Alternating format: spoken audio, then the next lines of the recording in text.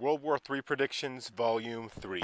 America will be invaded. I said that Russia would win in Ukraine and that the most important success of that war for them was to drain our resources, which they did. I told you that South America would turn on the US and start allowing our enemies entry into their ports and start building up resources, soldiers, and more. And remember that I said 9 months ago that Israel would become the prime target of the Eastern powers, and that Russia and China would find their path to Israel through their allies in Eastern Europe and the Middle East, which they've done. So what's next on the table? Folks, there was a lot of people who were in absolute denial when I made those first prediction videos, saying that America is so powerful they could never be defeated.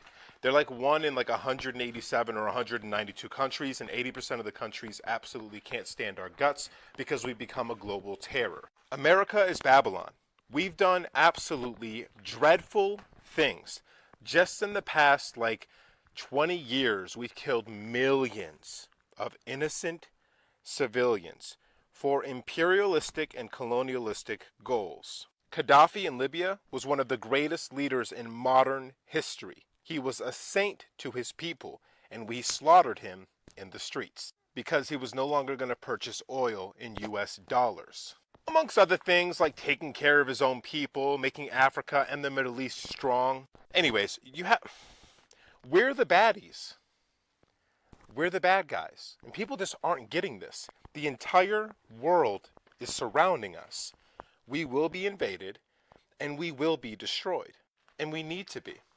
And I'm not rooting for it in some sick nihilistic way. We are a problem. We hurt millions and millions of people every year with our policies, with our bad economics, with our greed, with our violence, with our fear and paranoia, and we can't be bargained with. When the Soviet Union fell, we made a promise we wouldn't move NATO to the east. That's all we've done since. We break all of our promises. We violate the sovereignty of any country for any reason. I mean, we did it in South America because we wanted their bananas. This isn't a joke. So here's what's going to happen next. What's happening in the Middle East? Yeah, that's going to pick up really quick. And the one country that's at odds with all the other countries, let's just do the math, folks. Once that country falls, I'm not even allowed to say the name of the country because I'll be called an anti-Semite. I could literally say every other country in the world and say if they're going to win or lose a war. But if I say that country loses a war, I'll be called a name and be called a bigot. Anyways, that country's going to fall, okay? Another thing, military bases are being attacked right now. Do you understand what that means? Military bases don't get attacked. We're being surrounded right now, and there's been several attacks inside of the country from our enemies that they try to make you think are domestic attacks. They're not going to tell you that we're being invaded.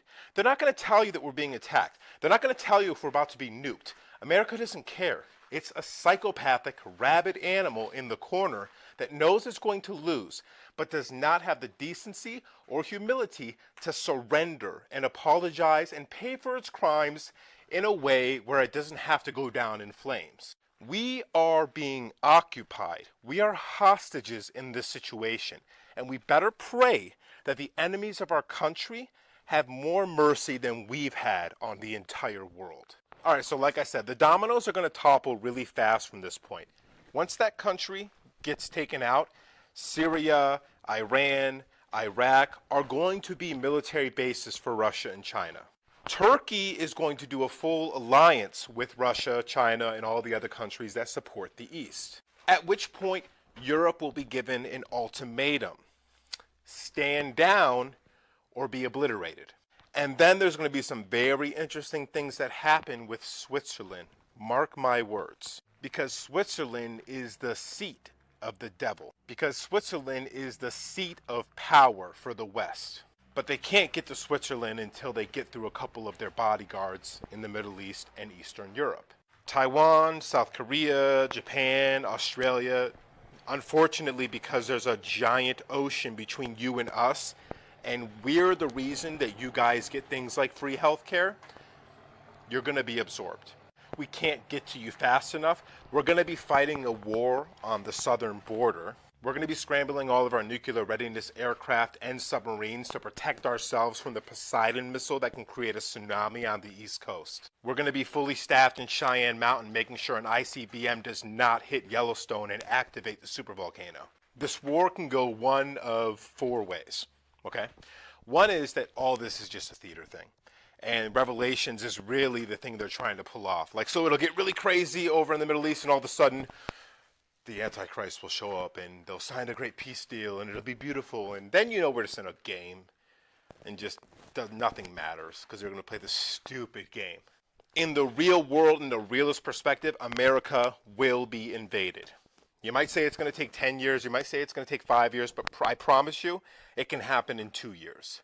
Now, in that scenario, America can either fight to the death or surrender and hold the right people accountable, right? Like the people who vouched for Gaddafi's murder, the people that vouched for Assad's assassination attempt, these types of people. Put those people out there and hold them responsible, so the rest of the innocent Americans who, especially the ones that were trying to speak up about this, they can be spared.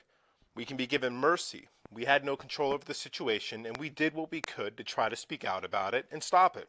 And another scenario is the people rise up, organized, and demand peace because no one fights, no one hits the red buttons, no one pulls the trigger, because we're done with this shit, because we know Atlantis can exist, and we're ready to have it.